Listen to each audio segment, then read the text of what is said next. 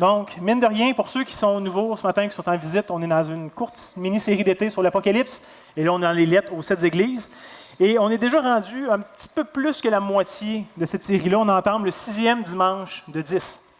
Jusqu'à maintenant, on a survolé la lettre à l'église d'Éphèse, on a survolé la lettre à l'église de Smyrne, et nous sommes rendus ce matin à la 3e église, c'est-à-dire à la lettre que Jésus envoie à l'église de Pergame.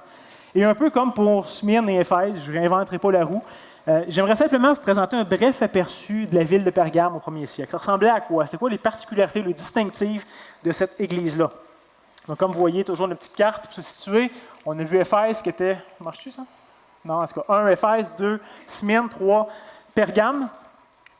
Et il faut premièrement savoir que la ville de Pergame, elle aussi, a quand même une riche histoire. Okay? C'est une ville qui, au moment où Jean écrit sa lettre à l'église de Pergame, existe et est habitée depuis plus de 400 ans. Okay? Ce serait peut-être l'équivalent de notre ville de Québec à nous. Il y a peut-être une douzaine d'années, on a fêté le 400e anniversaire de la ville de Québec. Et évidemment, il y a des choses qui sont passées. Entre la 1608, qui était la fondation des villes de Québec, et aujourd'hui, il y a quand même 2-3 choses de pas pareilles. Il y a beaucoup de culture, beaucoup d'histoire, beaucoup d'événements qui se sont passés là. Donc, c'est un peu la même chose peut-être pour l'Église de Pergame. On sait qu'en 282 avant Jésus-Christ, ça fait déjà un bon bout, Pergame est devenue officiellement la capitale de l'Empire séleucide. Vous vous rappelez, Alexandre le Grand avait tout conquéri, le monde connu à l'époque, et quand Alexandre le Grand est mort, son royaume s'est divisé en 4 sous-royaumes, et un de ces royaumes-là était l'Empire séleucide, et qui régnait dans le coin de l'Asie mineure, où est-ce qu'on voit ici.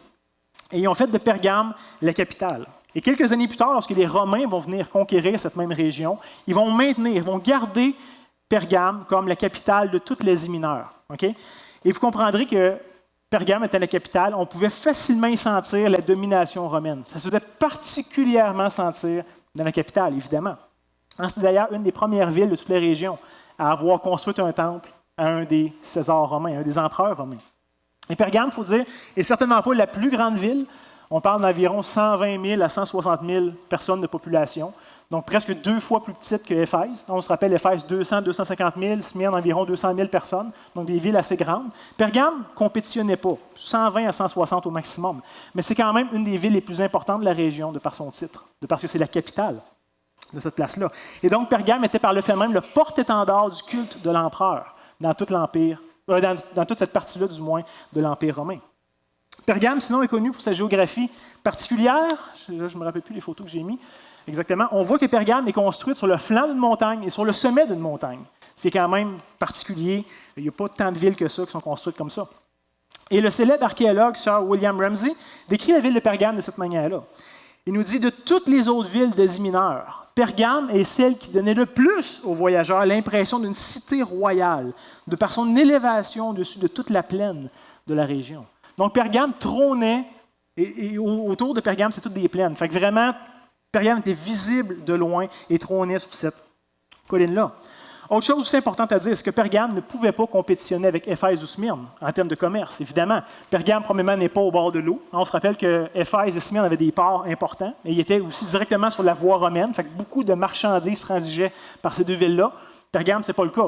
Pas juste qu'elle n'est pas proche de l'eau, qu'elle n'a pas de port, mais en plus, c'est sur le top d'une montagne. Fait que de transiger les biens ou les marchandises, il faut que tu le montes, tu descendes, ça rend les choses un peu plus compliquées. Donc, ils ne pouvaient pas compétitionner en termes de commerce. Mais, par contre, Pergame battait aisément toutes les autres villes de la région, je dirais même toutes les autres villes de l'Empire romain presque, en termes de connaissances et de culture. On sait historiquement que Pergame pouvait se vanter d'avoir une impressionnante librairie de plus de 200 000 papyrus et livres anciens.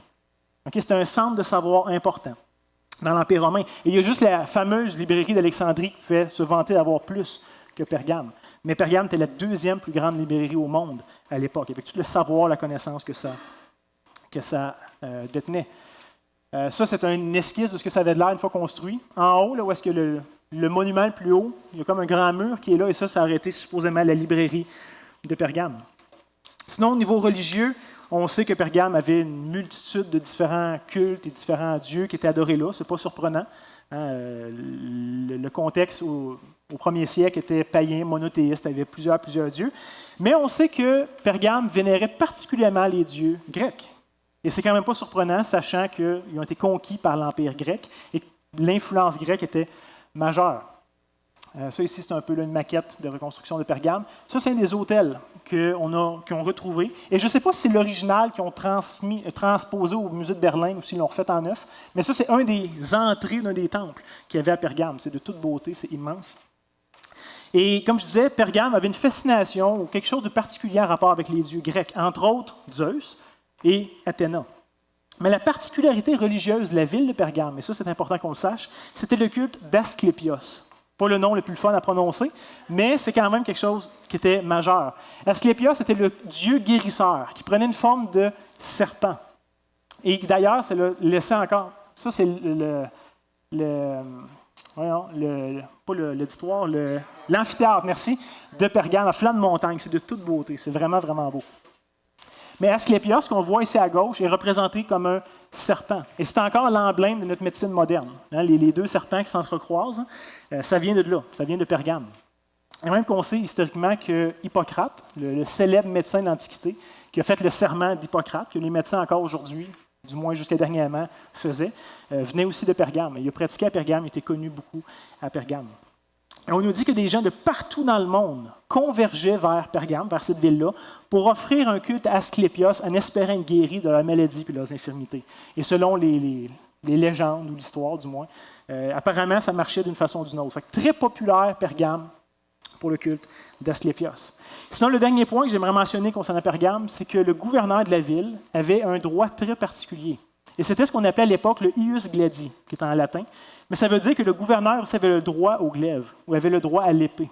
Il le portait, pas juste à la ceinture, mais il avait un droit particulier avec cette épée-là.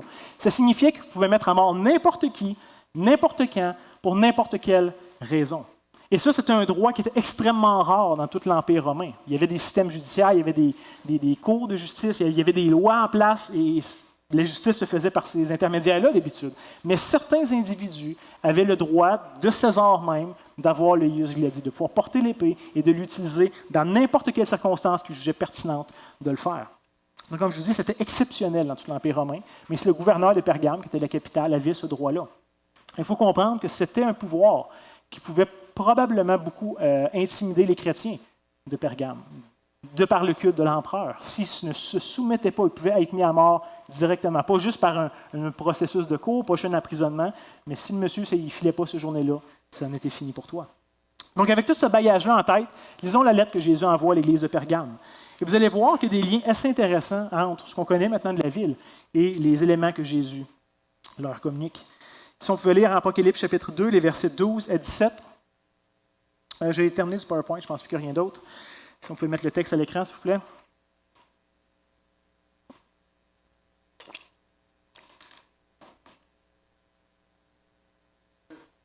Ouais, hein? Je pensais que c'était mes lunettes. Bon, OK, super. Donc, lisons la lettre, Apocalypse chapitre 2, les versets 12 à 17. Jésus écrit ceci par l'intermédiaire de l'apôtre Jean. Écrit à l'ange de l'église de Pergame, voici ce que dit celui qui a l'épée aiguë à deux tranchants. Je sais où tu demeures, je sais que là est le trône de Satan. Tu retiens mon nom, et tu n'as pas renié ma foi, même au jour d'Antipas, mon témoin fidèle, qui a été mis à mort chez vous, là où Satan a sa demeure.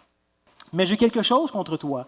C'est que tu as là des gens attachés à la doctrine de Balaam, qui enseignait à Balak à mettre une pierre d'achoppement devant les fils d'Israël, pour qu'ils mangeassent des viandes sacrifiées aux idoles, et qu'ils se livrassent à l'impudicité. De même, toi aussi, tu as des gens attachés, pareillement à la doctrine des Nicolaïtes. Repens-toi donc, sinon je viendrai bientôt à toi, et je les combattrai avec l'épée de ma bouche. Que celui qui a des oreilles entende ce que l'Esprit dit aux églises.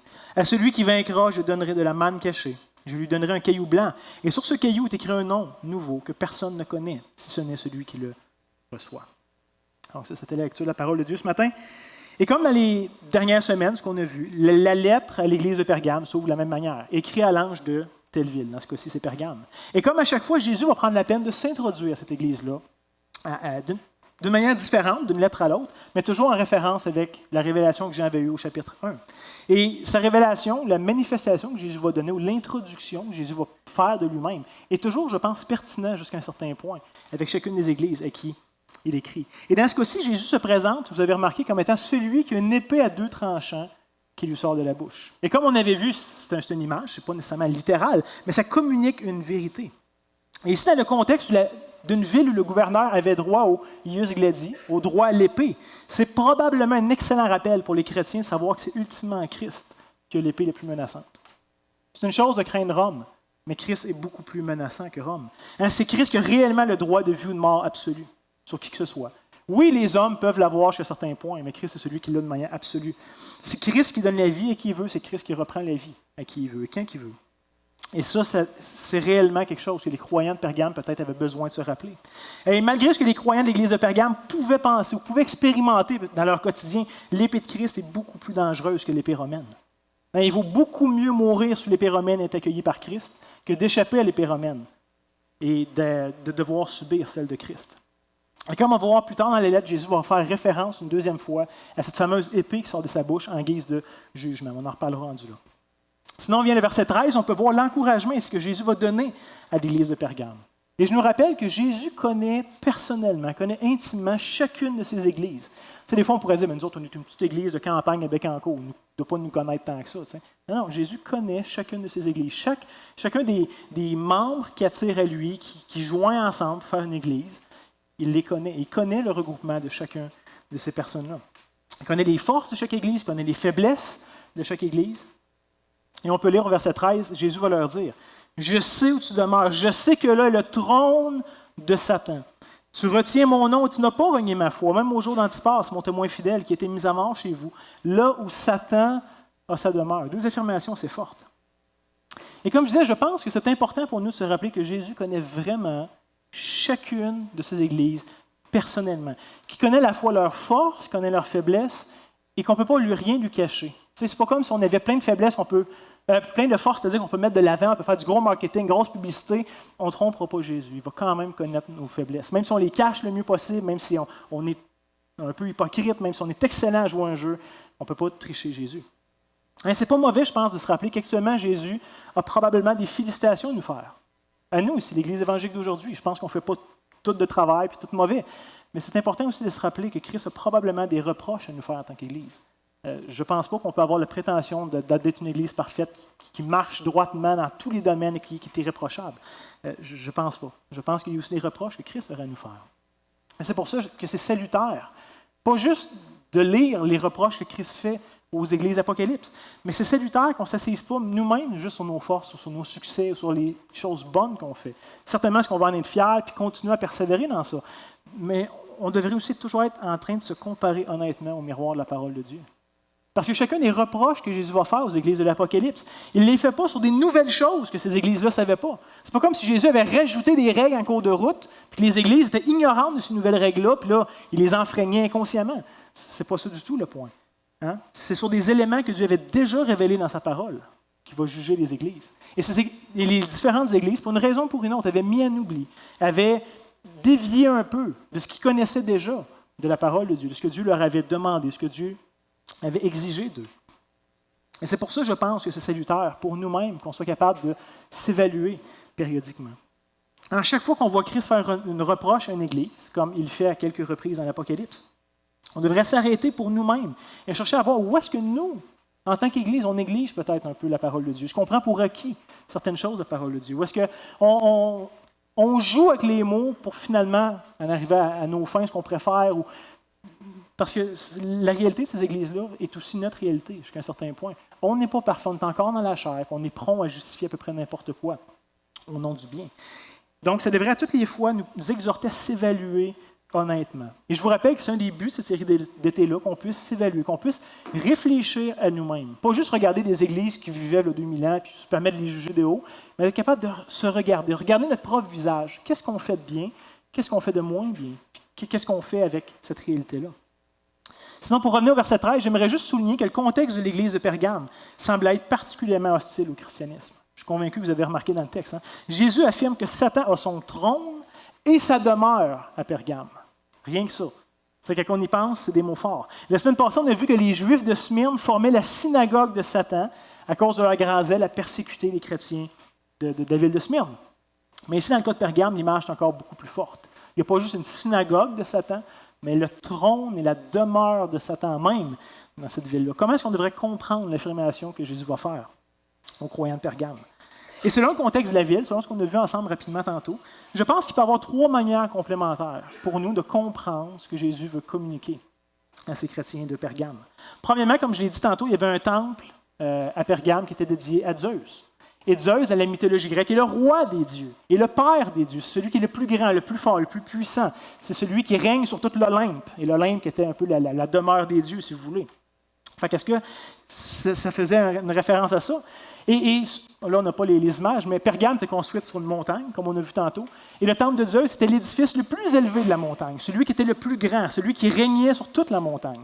Et on sait qu'historiquement, dans le temple, à la gloire de Zeus, il était figuré sur une statue de Zeus, était faite sur un trône de 40 pieds de haut.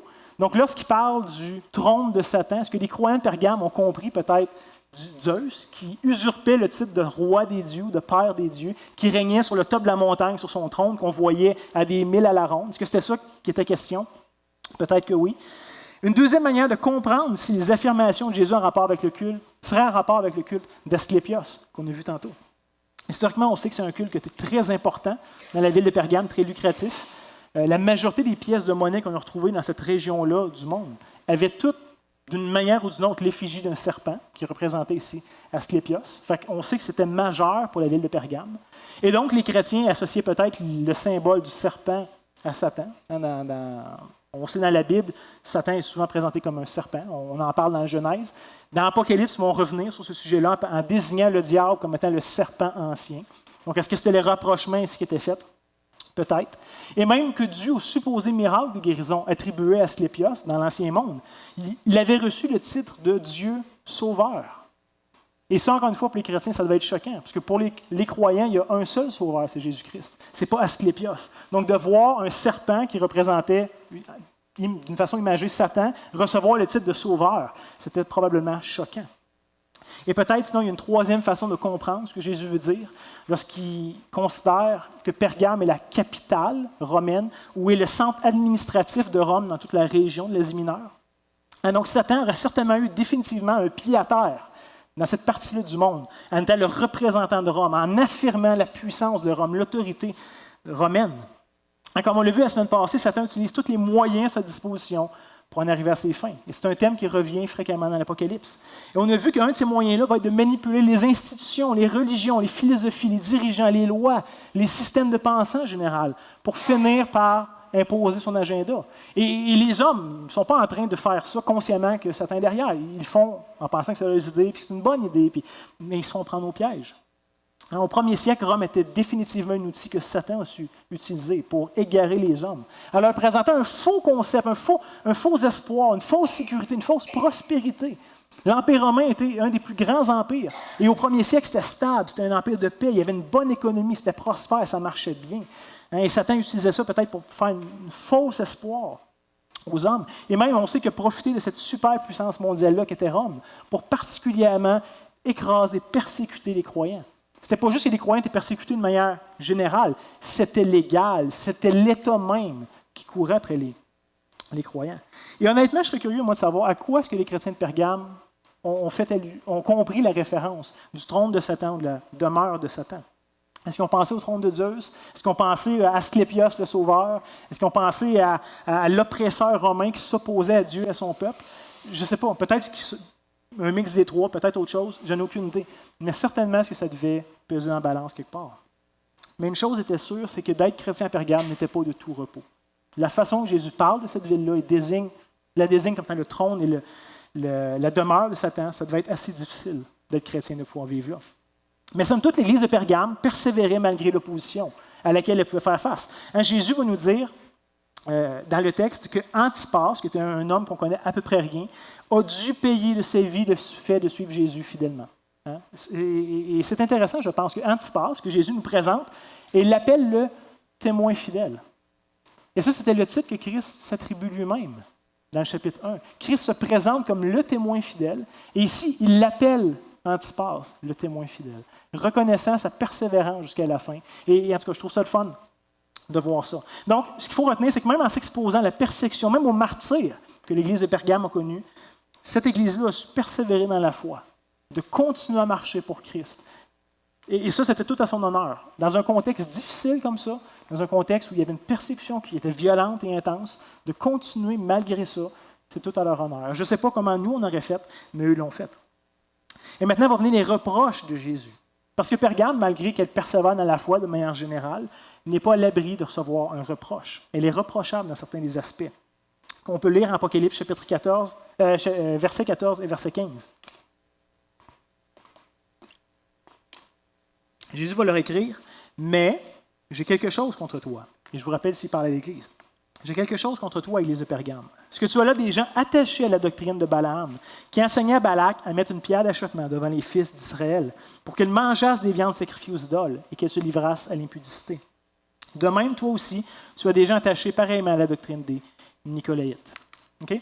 Donc, c'est important de se rendre compte que malgré la persévérance dans la foi des croyants de Pergame, même dans l'adversité, Jésus leur reproche essentiellement soit d'adhérer à de fausses doctrines, ou du moins d'avoir fait des compromis face à la sainteté.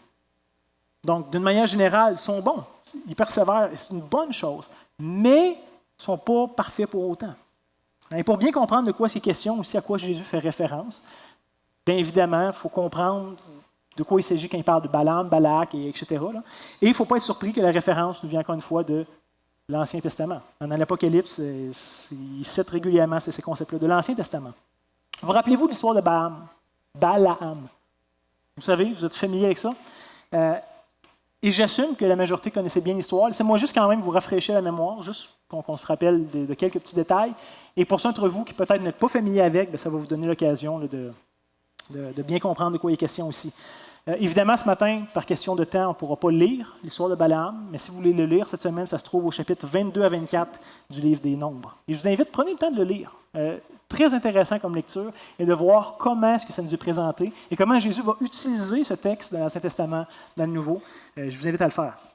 Mais Balaam, ce qu'il faut dire, c'est que c'est un personnage qu'on connaît à peu près rien dans l'Ancien Testament. On ne connaît vraiment pas grand-chose de lui.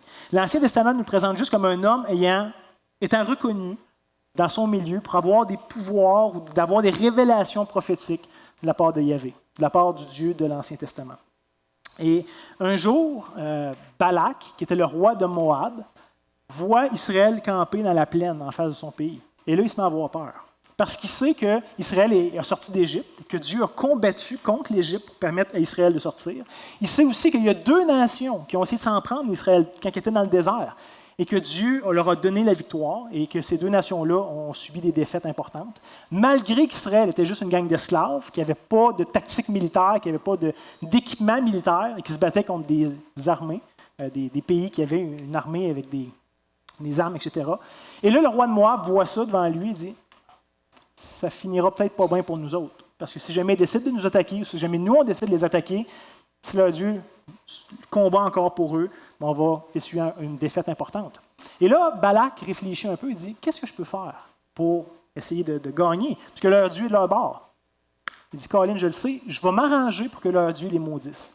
Fait que si leur Dieu ne combat plus pour eux, bien, on a peut-être une chance de pouvoir les battre. » Fait qu'il fait envoyer une délégation d'hommes, puis de cadeaux, puis de tout ça, vers Balaam. Balaam est connu dans la région comme étant un genre de prophète qui a une connexion plus ou moins claire dans la Bible avec Dieu. Et il semble que ce qu'il dit se réalise. Fait que Balak dit, c'est notre chance, on va faire venir Balaam, on va lui demander de maudire Israël. Fait que comme ça, on va pouvoir peut-être le battre. Donc, il envoie un ambassade à Balaam, et Balaam reçoit ça, il écoute ça, il dit, ça a l'air intéressant, ça paye bien. Il dit, mais il y a une chose que je vais faire, je vais demander à Dieu qu'est-ce qu'il en pense. Il dit, moi, je ne peux pas faire contre Dieu, fait que je vais lui demander son avis. Balaam va voir Dieu, et finalement, Dieu lui dit, Balaam, ne vois pas que ces gens-là, c'est mon peuple, je l'aime, puis il n'est pas question que je le maudisse. Fait que Balaam dit aux gens qui sont venus le voir, « Désolé, ça ne marchera pas, je ne peux pas aller avec vous. » Donc, il retourne les mains vides vers Balak, et Balak leur dit, « Il faut absolument que Balaam vienne, puis qu'il maudisse ce peuple-là. C'est notre seul espoir. » À ses yeux, il n'y avait pas d'autre solution. Fait qu'il renvoie plus de gens, encore plus importants, avec plus de cadeaux, plus de trésors, vers Balaam pour lui faire la même requête. Et Balaam, plutôt que de dire, « Non, vous ne comprenez pas, Dieu m'a déjà dit clairement que c'était son peuple, qu'il ne voulait pas les maudire, puis que je n'avais rien à faire avec vous autres, fait que c'est clair que je n'accepterai pas cette offre-là non plus. » Balaam dit, « OK, je vais quand même retourner voir Dieu, savoir qu'est-ce qu'il en pense. » Il y avait déjà eu une réponse claire, mais il retourne demander une deuxième fois.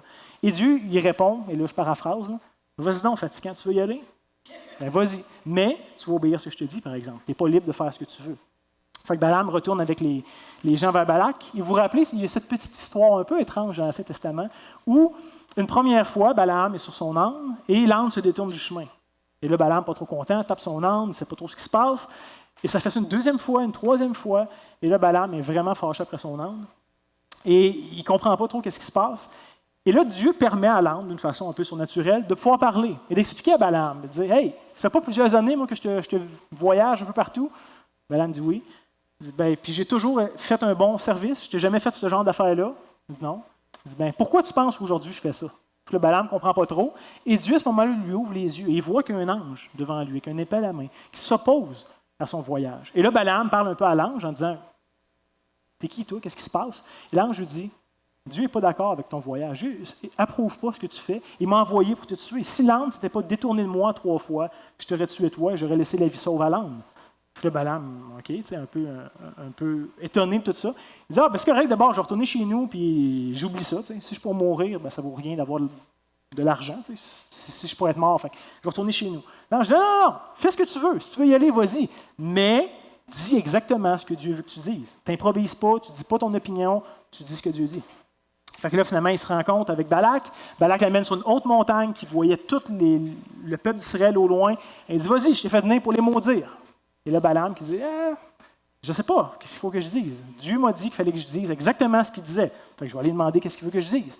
Et finalement, Balaam va bénir une première fois le peuple d'Israël. Le Balak est un peu pas content, il l'a amené pour maudire. Et là, il bénit, ça ne marche pas. Il fait ça une deuxième fois sur une autre montagne, et finalement une troisième fois sur une autre montagne. Et à toutes les fois, Dieu bénit son peuple et ne maudit pas son peuple de par la bouche de Balaam. Donc, voyez-vous, et ça, c'est un court résumé. Allez lire cette semaine. Okay, j'ai résumé ça à peu près, là.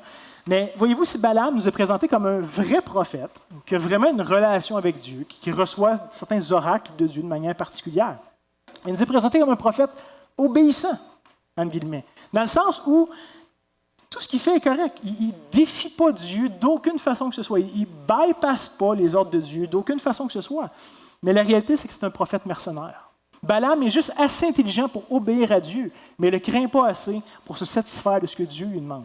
Balaam revient toujours à la charge devant Dieu, toujours en train de vouloir une première fois. Dieu a dit, je ne maudirai pas mon peuple, je vais le bénir une première fois. Et il faut quand même qu'il demande une deuxième fois, puis une troisième fois, juste peut-être au cas où Dieu changerait d'idée, puis qu'il pourrait enfin pouvoir faire ce qu'il voulait faire, puis empocher l'argent. Donc, c'est plutôt que d'accepter la volonté que Dieu lui révèle clairement, il va toujours redemander, il va toujours remettre en question. Et Balaam est un individu qui utilise Dieu dans le cadre de ce qui permet, lui, d'en arriver à ses fins. Dieu, il y a un vrai contact, mais Dieu est bon quand il me permet de faire des choses qui m'enrichissent. Et ça, c'était le motif de Balaam.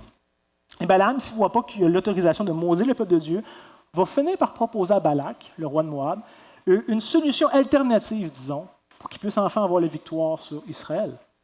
Le texte de l'Apocalypse nous dit que Balaam a suggéré à Balak d'envoyer des femmes moabites, donc des femmes qui venaient du pays de Moab, pour séduire les hommes d'Israël, à la fois vers l'immoralité sexuelle, mais aussi vers le culte de leurs idoles païennes. Donc Balak va écouter ça, il va envoyer un nombre de femmes vers Israël, et effectivement, ça va très très bien marcher. Si on lisait Nombre, chapitre 25, tout de suite après l'histoire de Balaam, on verrait que ça a été assez productif comme idée. Mais dans le fond aussi, le raisonnement de Balaam était très intelligent, était relativement simple. Il se disait, si Dieu ne veut pas maudire son peuple, eh bien faisons en sorte de rendre le peuple défavorable aux yeux de Dieu.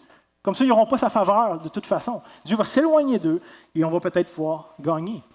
Et comme je disais, en Nombre 25, on peut voir que Dieu enflamme sa colère contre Israël et que 24 000 hommes tombent morts sous le jugement de Dieu. Donc, voyez-vous ici, malgré la connaissance que Balaam avait de Dieu, qu'il aimait son peuple, qu'il voulait les bénir, c'est quand même lui qui a proposé à Balak l'idée, afin que Dieu puisse se détourner du peuple d'Israël. Dans un sens, Balaam a été obéissant à Dieu, malgré qu'il y avait une insistance un peu malsaine, il revenait toujours à la charge, mais il a toujours été obéissant à Dieu.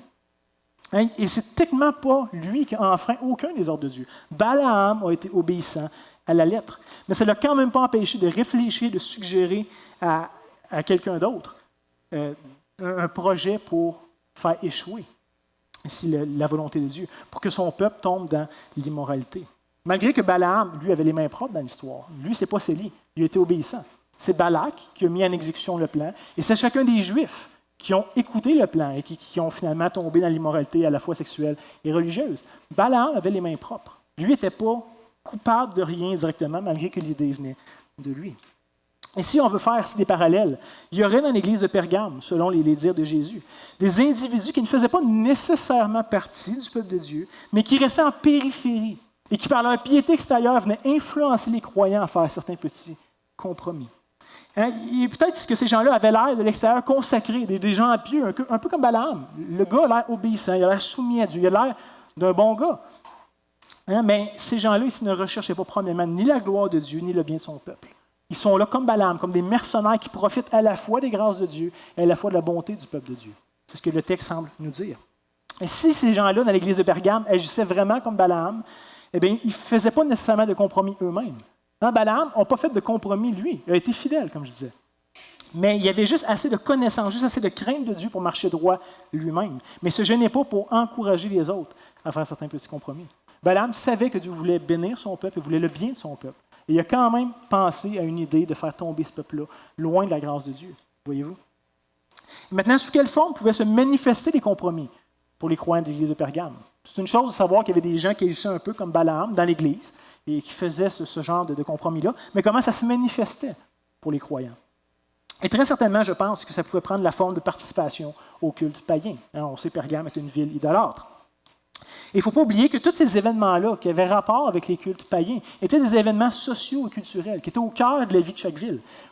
C'était une chose d'aller offrir ton temple, d'offrir des sacrifices à chacun de ces dieux-là, mais habituellement, dans la ville, une fois ou deux par année, chacun des temples avait un genre de festival ou faisait une festivité particulière où tout le monde participait dans la ville. Ça devenait comme l'événement majeur de la ville pour cette journée-là ou cette semaine-là. Et finalement, ça devenait quelque chose qui était social et culturel. Il devait y avoir une tabarouette de pression de participer à ces choses-là, qui étaient généralisées dans toute la ville. Et par exemple, on lit dans la première épître de Paul aux Corinthiens, on voit toute la confusion qui régnait dans la tête des croyants par rapport à ces sujets-là. De dire, c'est une chose, nous, on n'offre plus de culte à ces dieux-là, on ne les reconnaît pas comme des vrais dieux, on croit aux dieux de la Bible. Et il nous dit qu'il n'y en a pas d'autres dieux. Fait que toutes ces affaires-là, c'est des idoles, ça ne vaut rien. Mais est-ce qu'on peut participer à une cérémonie de ville en leur honneur qui a rapport avec eux? Puis, il y avait toute une confusion ici.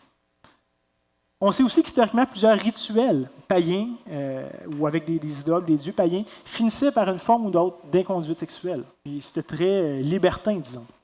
Dans certains temples, il y avait ce qu'on appelle la prostitution sacrée.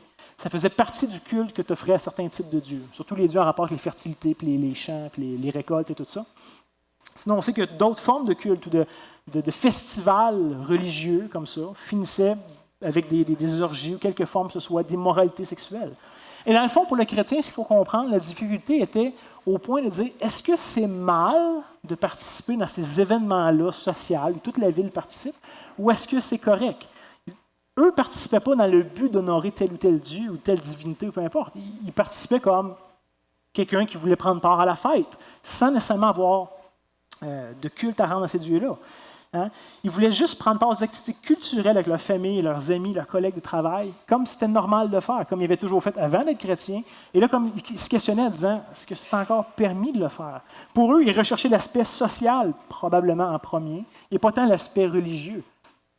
Donc, comment comprendre ça ici? Sinon, une autre façon alléchante, peut-être, de faire des compromis, c'est évidemment de participer au culte de l'empereur. On se rappelle, il y avait une pression énorme de la part de Rome, dans tout l'Empire, de reconnaître à ce moment-là Domitien, qui était l'empereur, comme Dieu. Et la pression devait être forte. Tu voulais éviter les soupçons, tu voulais vivre en paix, tu voulais pas que ton entourage te questionne, puis te dénonce peut-être. Tu voulais juste avoir la paix, tu voulais vivre comme un citoyen de l'Empire, honnête, qui faisait le bien, puis qui aimait le Seigneur Jésus. En vrai, il ne voulait pas rendre un culte à César. Il savait que César n'était pas Dieu. César était juste un homme, un peu mégalomane de ses bords. Mais est-ce qu'il pouvait juste l'honorer sans dire qu'il était Dieu, sans l'adorer comme tel pour avoir la vie sauve? Il y avait toute une lutte ici. Donc, voyez-vous, il y a mille et une façons d'être chrétien et en étant respecté et respectable parmi nos contemporains. Et des fois, on entend dire, mais pourquoi choquer inutilement? T'sais, tout le monde le fait dans la ville, tout le monde prend part à ça, tout le monde accepte telle chose. Moi, si je ne le fais pas, je vais être vu un peu comme bizarre, je vais peut-être choquer des gens inutilement. Fait au nom de l'amour, au nom de l'inclusivité, au nom de telle et telle chose, je vais participer.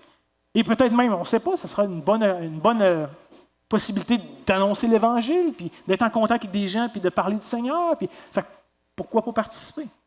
Hein?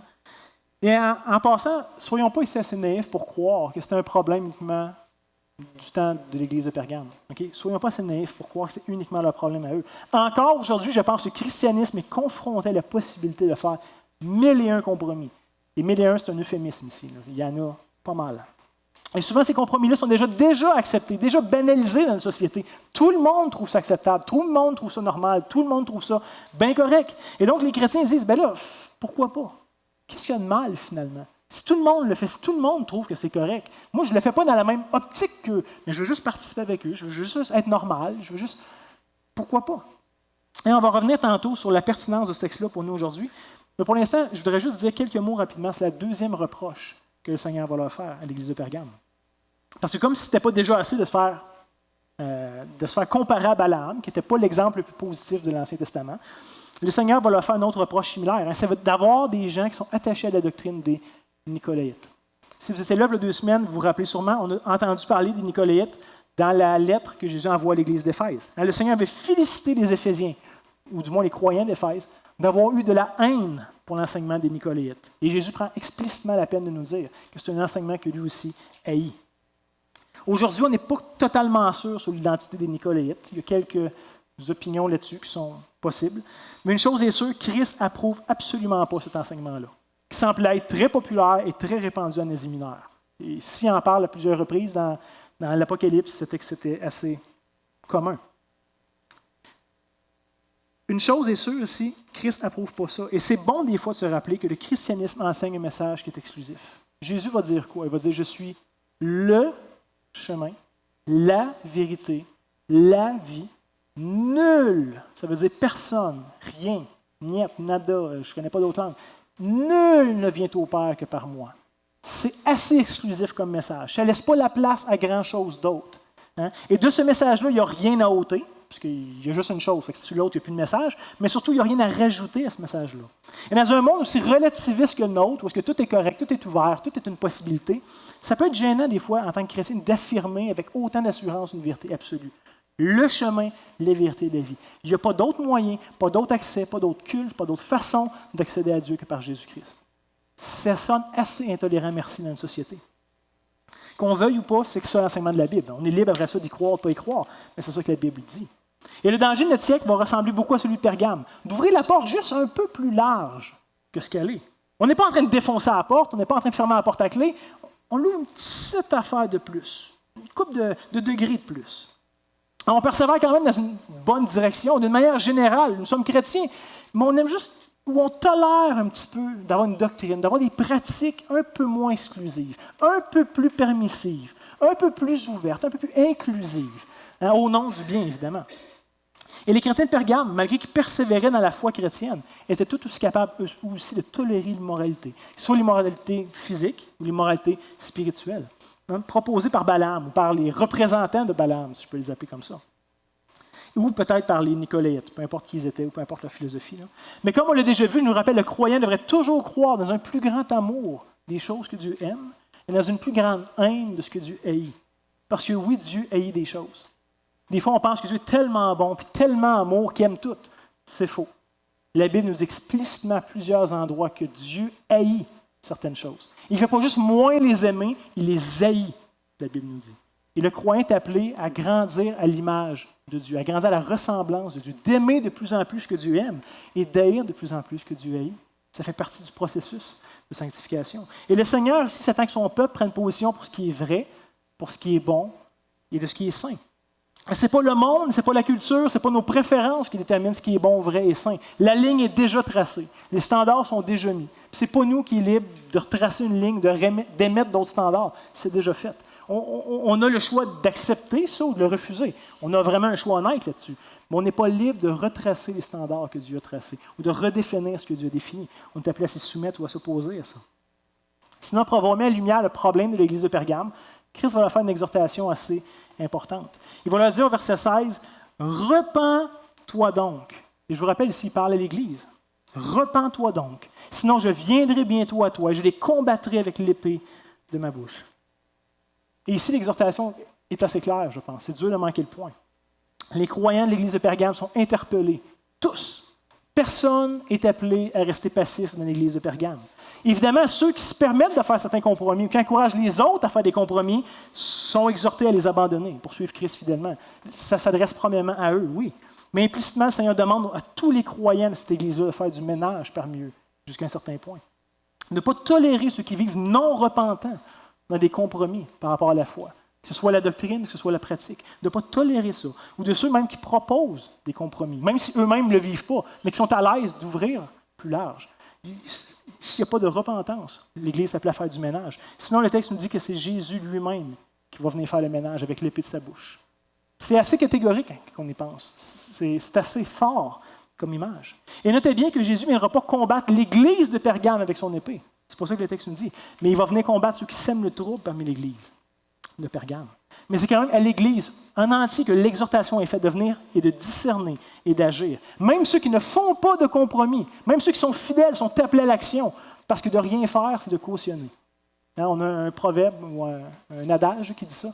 Mais de voir et de savoir et de rien faire, c'est d'approuver.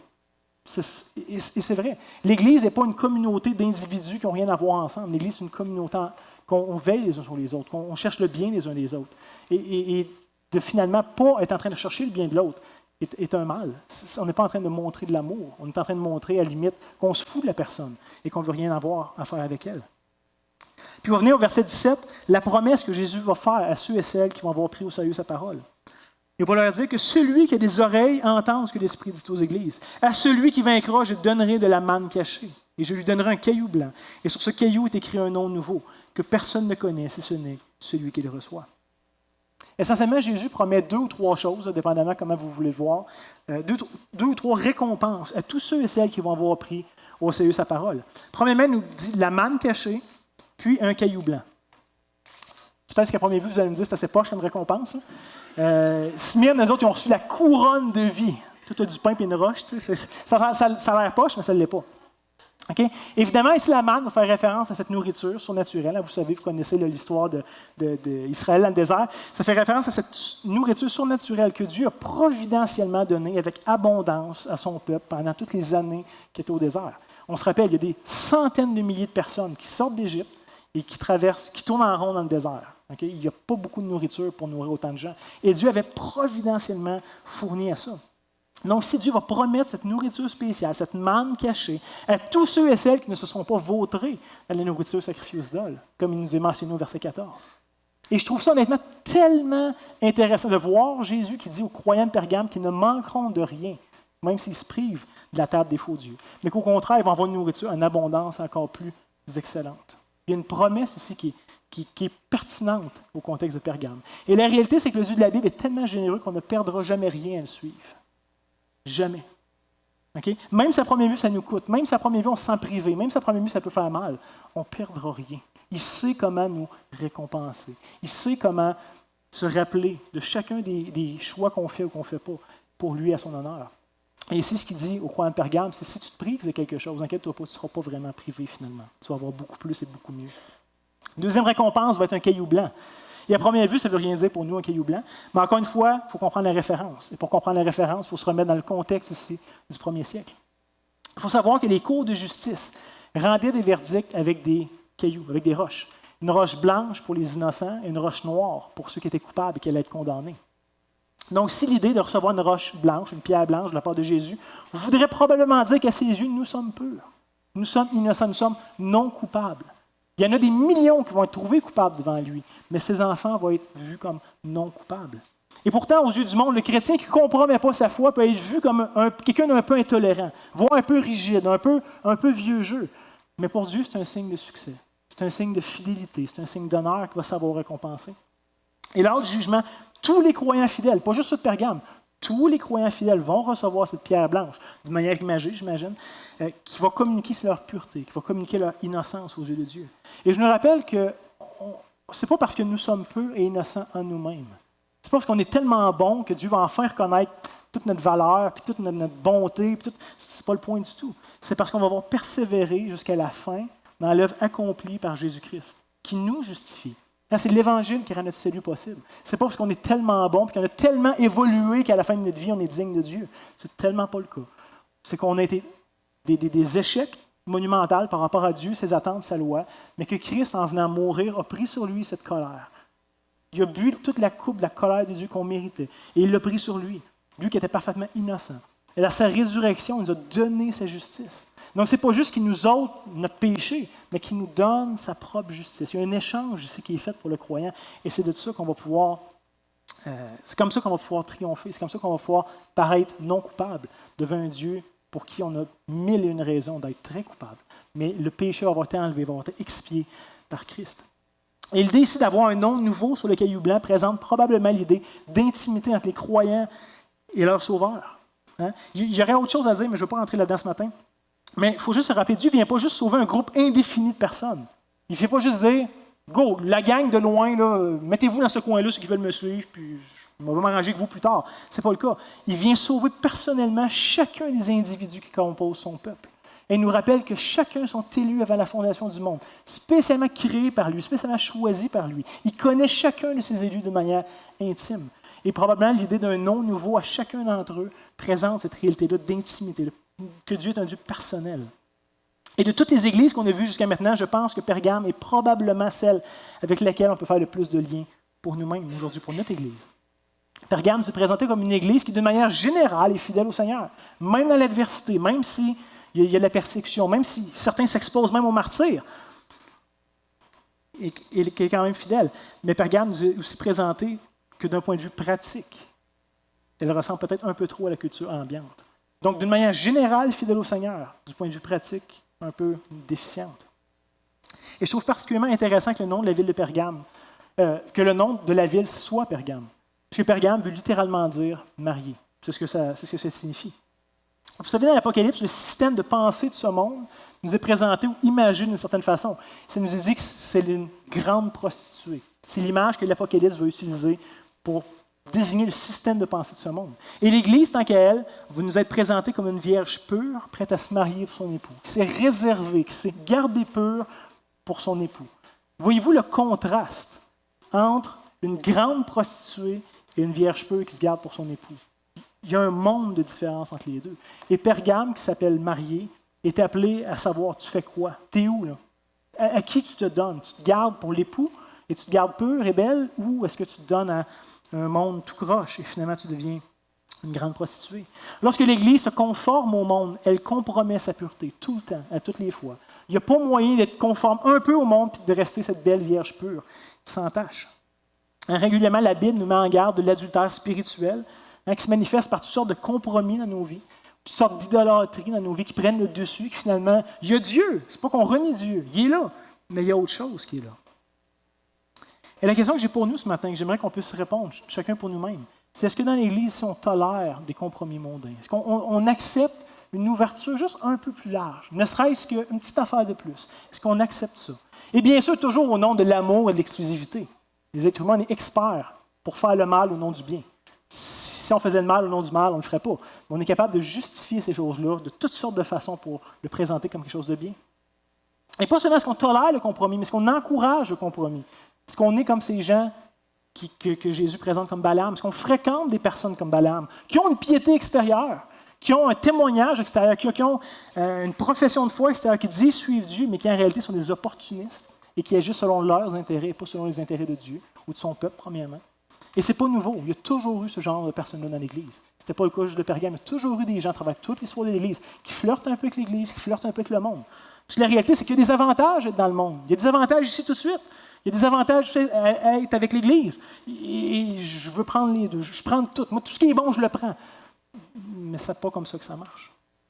L'idée ici, ce n'est pas juste de ne pas tomber dans le panneau de nous-mêmes. Mais l'idée, c'est d'aimer suffisamment ces personnes-là, qui soit acceptent le compromis dans leur vie, qui proposent le compromis aux autres, pour leur dire la vérité.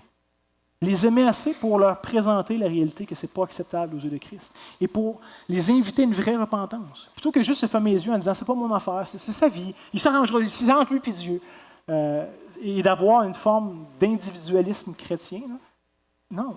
on va vraiment aimer les frères et sœurs. On va vraiment aimer Dieu assez pour pouvoir dire les choses vraies. Donc, voyez-vous, si notre appel n'est pas juste de rester peu individuellement, malgré que c'est une partie de notre appel, mais il y a plus. Notre appel aussi va être de s'assurer que l'Église soit pure aux yeux de Dieu, qu'elle reste pure. On est concerné par l'Église, pas juste parce qu'on en fait partie, mais parce que c'est celle que Dieu s'est rachetée du monde, celle qui aime, celle qui a donné son Fils pour. Et on devrait être concerné par ça. De rien faire, s'il va être d'attirer le jugement de Dieu contre tout son peuple, et particulièrement contre ces individus en question, qui compromettent ou qui se disent faire partie de son peuple, mais qui marchent de manière déficiente des standards de Dieu.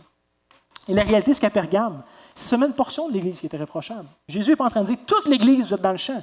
Il dit « non, il y a parmi toi certaines personnes qui s'attachent à Balaam et aux Nicolaïtes. » Donc, ce n'est pas toute l'Église qui est réprochable, mais tous sont coupables de rien avoir fait. La lettre s'adresse à toute l'Église. Et c'est une réprimande à toute l'Église. Pergame est probablement l'opposé de l'Église d'Éphèse. Vous vous rappelez, il y a quelques semaines, Éphèse, très droite, très orthodoxe. La doctrine, l'enseignement était bon, était pur. Ils ont reçu ça des apôtres, ils l'ont préservé, ils ont su le transmettre, mais il manquait d'amour à travers ça. Pergame est à peu près à l'opposé. Peut-être un peu trop d'amour et pas assez de vérité. Et finalement, un amour qui n'est pas encadré dans la vérité, ce n'est pas de l'amour, c'est n'importe quoi. Et je pense qu'aujourd'hui, les sources de compromis sont nombreuses. Je pensais à ça cette semaine, de dire comment est-ce que nous, aujourd'hui, en tant que croyants, nord-américains, au Québec, on peut faire ce genre de compromis-là. Et j'en revenais pas de voir à quel point est-ce que c'est large, à quel point est-ce qu'il y a des façons de tomber dans toutes sortes de choses et de compromettre finalement notre foi chrétienne au profit de la société d'aujourd'hui. On vit littéralement dans une société qui est très à l'aise avec le vice. Très à l'aise avec le vice. Il nage facilement là-dedans. On est excellent pour tout niveler par le bas. Pour rendre ça le plus inclusif possible, le plus large possible, le plus ouvert possible, notre société est experte. Par exemple, il y a certainement de plus en plus de pression pour l'Église. Et je vais juste donner quelques-uns des points. Il y en a tellement d'autres. Là, c'est des points d'actualité que je vais mentionner. J'aurais pu en parler pendant des heures. Okay?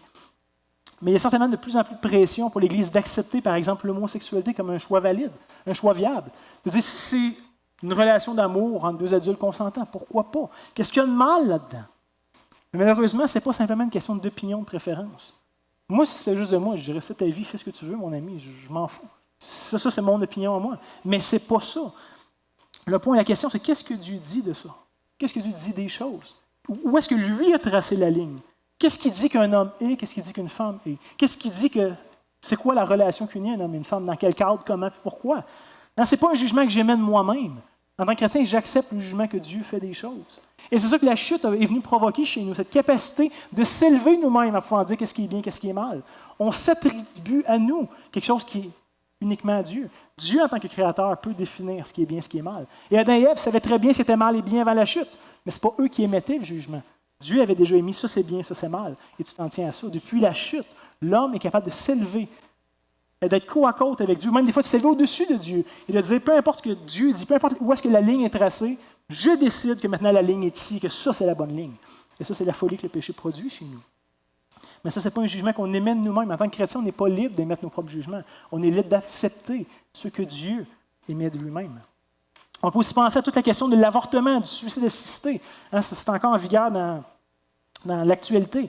Et qui sont vus comme des bonnes choses dans notre société. C'est même présenté comme mourir dans la dignité. Encore une fois, c'est au nom du bien qu'on va faire le mal. On est expert pour ça. Et de plus en plus de chrétiens vont avancer là-dedans. Aucun problème avec ça. Mais la question demeure, qu'est-ce que Dieu dit au sujet de la valeur de la vie humaine? Qu'est-ce que Dieu dit au sujet de celui qui donne la vie et qui est celui qui a le droit de reprendre la vie? Puis le moment de reprendre la vie. Est-ce que c'est moi? Est-ce que c'est la société? Ou est-ce que c'est un droit que Dieu devrait avoir? On peut aussi penser à l'éthique sexuelle, à la valeur de l'engagement dans un couple. De plus en plus de chrétiens vont embrasser les valeurs de notre société en rapport avec la sexualité, préservant plus ça dans le cadre d'un mariage intime entre un homme et une femme. De plus en plus, le sexe, c'est un acte banal. C'est un acte animal que, écoute, tu as des pulsions, il faut que tu les rencontres. Il n'y a plus de cadre. Ou s'il y a un cadre, il est vraiment, vraiment lousse, ou il est subjectif à tous et chacun. Même chose pour l'engagement dans un couple. Je veux dire, les statistiques parlent d'elles-mêmes. Le taux de divorce en Occident est aussi élevé pratiquement chez les croyants que chez les non-croyants. Comment est-ce qu'on en est arrivé à enfreindre volontairement les engagements qu'on prend devant Dieu et être capable de dire même que c'est une bonne chose? Comment est-ce qu'on est arrivé à voir ça comme souhaitable? pour nous-mêmes. Ça ne me tente plus, je suis tanné, j'ai autre chose. Et finalement, tout ce que j'ai promis à Dieu, devant témoins, devant les hommes et devant Dieu, ça devient une question d'opinion. Si ça me tente encore, tant mieux. Ça ne me tente plus, tant pis. Comment on est arrivé là? Est-ce que finalement, on est des chrétiens opportunistes qui marchent avec Dieu quand ça fait notre affaire? Parce qu'il y a des avantages certains de marcher avec Dieu. Mais est-ce qu'on est des gens qui font ce qu'on veut et qu'on n'est pas d'accord avec Dieu, sa parole? Est-ce qu'on marche sur la ligne entre les deux continuellement? Et ce matin, je n'ai même pas le temps de parler de l'utilisation du pot, par exemple, qui est rendu légal. Finalement, c'est correct, la société dit oui. Non, je n'ai pas le temps de parler de la pornographie, d'un langage vulgaire, des excès de table, d'une saine gestion de l'argent du temps, qui sont toutes des choses que la Bible adresse. Jusqu'à quel point est-ce qu'on est intéressé à savoir ce que Dieu dit sur ça? Si la Bible en parle, ça devrait être quelque chose qu'on s'intéresse à. Jusqu'à quel point est-ce que notre cœur cherche à suivre Dieu fidèlement? Pas selon nos normes, selon ses standards à lui. Pas juste quand ça fait notre affaire, même quand ça nous coûte des fois. Est-ce qu'on est prêt à accepter ce que Dieu demande? Et je nous rappelle, on n'est pas libre d'offrir à Dieu le culte qu'on veut, selon nos standards, selon nos préférences. On n'a pas le droit de faire ça. Dieu définit ce qui est bien, ce qui est mal. Et de la façon qu'il veut qu'on l'approche, qu'on lui offre un culte. On n'est pas libre. Notre cœur, notre sincérité et notre zèle ne sont pas suffisants. Mais surtout, ce ne sont pas des guides fiables. C'est subjectif. Ça vient pour un temps, ça part. Et ça peut être différent d'une personne à l'autre. Notre cœur, notre zèle et notre sincérité ne sont pas des guides fiables. Ils ne sont pas non plus un bon standard sur lequel on devrait s'approcher de Dieu. Aujourd'hui, la foi chrétienne, et vous le savez, n'a à peu près plus aucun impact dans notre société. On est dans une société post-judéo-chrétienne. On n'a plus cet héritage-là. On le sent encore un petit peu, mais on fait tout pour l'écarter. Et la réalité, c'est qu'il n'y a à peu près plus de différence entre le christianisme ambiant, souvent, et les valeurs d'une société. À part peut-être que nous autres, on va à l'église le dimanche. C'est la seule chose, des fois, qui contraste entre le chrétien moyen et la société. Pourtant, l'Église n'est pas pertinente lorsqu'elle est comme le monde. Si l'Église est pertinente, c'est qu'elle est totalement l'opposé du monde, qu'elle a un autre message à offrir que le monde n'a pas. Si on est comme le monde, on n'a rien à offrir de plus. On dit la même chose qu'eux. Si l'Église existe pour être une lumière au milieu d'un monde en pleine perdition. Et je ne pense pas que c'est un hasard que l'Église ou les Églises soient présentées à l'Apocalypse comme des chandeliers. Comme quelque chose qui brûle dans le noir, qui donne la lumière, qui donne de l'éclaircissement. Et le problème, souvent, c'est pas qu'on ne le sait pas. Le problème, souvent, c'est qu'on ne veut pas. On sait, mais on décide de dire non. Parce qu'on aime encore les choses du monde, puis on aime encore le monde. Si on est honnête, entre vous et moi ce matin, il y a encore des choses de ce monde qu'on aime. Il y a encore des choses dans le monde qui sont attirantes. Et trop souvent, est-ce qu'on en vient à un problème de cœur, un problème d'affection? Ce n'est pas un problème de connaissance, jamais, presque jamais. C'est un problème de cœur, c'est un problème d'affection. Donc ce matin, c'est un appel à prendre au sérieux les attentes que le Seigneur a pour ses églises. C'est un appel vraiment à reconsidérer. Et je ne sais pas exactement ce que ça demande à chacun d'entre vous. Cette semaine, j'ai pris la peine de réfléchir pour moi-même. Et il y a des choses. Souvent, on est sur le pilote automatique, on avance, on ne prend pas le temps de se questionner, mais de s'arrêter et de s'examiner à la lumière de la parole de Dieu. C'est pas vrai qu'on est parfait. C'est pas vrai qu'on est irréprochable. Dans nos vies encore aujourd'hui, il y a des choses qui accrochent. Et que le Seigneur veut mettre en lumière, pas pour nous détruire, pas pour nous juger, pour nous secourir de ça. Donc, je ne sais pas ce que ça demande à chacun d'entre vous. Je ne connais pas vos cœurs. Mais la réalité, c'est que souvent, c'est un problème de cœur. Et je suis convaincu que, comme pour l'Église de Pergame, plusieurs ici se tiennent fermes dans la vérité. Dans l'Église de Pergame, je ne pense pas que c'est la majorité qui avait erré. La majorité, j'ose croire, marchait droit et digne de Christ. Et pour vous qui marchez droit, au meilleur que vous êtes capable de faire, ce n'est pas parfait, on le sait, il y a des hauts, il y a des bas, mais continuez, persévérez pour vous-même, mais aussi encouragez les autres à marcher de manière digne de Christ. Comme je disais tantôt, on est redevables les uns aux autres. On est une Église, on est une communauté. On n'est pas des individus à part entière qui font leurs affaires. On est des individus qui font partie d'un groupe. Et en tant qu'individus dans un groupe, on a un droit de regard les uns sur les autres. Donc, encourageons les autres à marcher d'une manière digne de Christ. Et de grâce, ne fermons pas les yeux. Ce n'est pas d'aider l'Église, ce n'est pas d'honorer Dieu. La pureté de l'Église, la gloire de Dieu sont en jeu. Et tous et chacun, les croyants qui ont l'Esprit Saint, sont appelés à jouer un rôle ici, dans ça. Mais aussi, je suis convaincu qu'il y a des gens ici ce matin qui font des compromis, ou qui encouragent peut-être même les autres à faire des compromis, ou qui diminuent les standards de Dieu, qui les modifient, ou littéralement qui banalisent certains péchés, comme finalement, c'est accepté et acceptable, fait qu'on ne stresse pas avec ça. Mais le Seigneur, dans sa patience pour nous, nous fait encore une fois la grâce et nous exhorte à la repentance, pour qu'on puisse triompher avec lui. Il y a des promesses qui sont données aux vainqueurs. Le Seigneur ne fait pas juste juger de haut pour nous tasser puis nous éliminer, il veut nous conformer à l'image de Christ. Il veut que son Église soit belle. Il veut l'offrir à Christ comme une vierge pure sans tache. Et c'est ça son désir. C'est ça qu'il fait depuis déjà plus que 2000 ans. Donc, qu'on puisse triompher avec Christ éternellement. Et ne manquons pas cette chance-là, à cause de 2 ou 3 petites choses passagères de cette vie, qui finalement ne valent pas la peine par rapport à toutes les promesses que Dieu nous fait. Que celui qui a des oreilles entende ce que l'Esprit dit aux églises. La lettre à Pergame se termine. Et ce matin aussi, encore une fois, c'est une exhortation que l'Esprit nous fait. Que celui qui a des oreilles pour entende ce que l'Esprit dit à l'Église évangélique d'aujourd'hui. Le même message est encore pertinent pour nous, j'en suis sûr. Amen? Prions ensemble. Père, toi qui connais nos cœurs, toi qui vois au-delà des apparences, je te prie pour chacun d'entre nous vraiment ce matin, qui a entendu ta parole.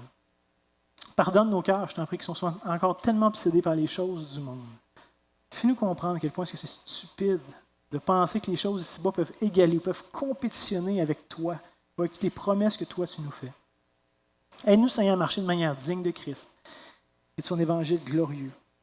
Permets-nous, Seigneur, qu'un jour, on soit tous dans ta présence avec ce caillou blanc de nos mains, ayant reçu de toi cette approbation, que tu vas nous avoir déclarés purs, fidèles, non coupables, à cause de ton œuvre, parce qu'on va avoir persévéré dans ton œuvre et qu'on va pouvoir se réjouir avec toi. Merci, Seigneur, pour ta patience. Merci pour tes exhortations. Encore une fois, tu prouves ton amour envers nous. Tu n'es pas prêt à nous écarter et à nous juger, mais tu es bon dans ta patience à nous corriger patiemment, à nous ramener à toi, à effacer toutes les niaiseries qu'on peut faire, puis penser, puis dire, puis à reprendre encore avec nous. Seigneur, comme tu es bon, comme tu es patient. Et que ton Église, c'est avec encore brille dans toute cette région du centre du Québec, et qu'on puisse briller à la gloire de ton nom, à la gloire de Jésus-Christ, à la gloire de ton Esprit qui nous habite et qui nous transforme. C'est peut-être un puissant témoignage que tu es ce Dieu encore vivant et qui poursuit l'humanité dans ton amour. On te demande, Seigneur, toutes ces choses. Oui, pour ta gloire, mais aussi pour le bien de cette Église, pour le bien de chacun des frères et sœurs qui sont ici, qui sont précieux, qui sont bien-aimés de toi, qui sont rachetés en ton nom. On te le prie. Amen.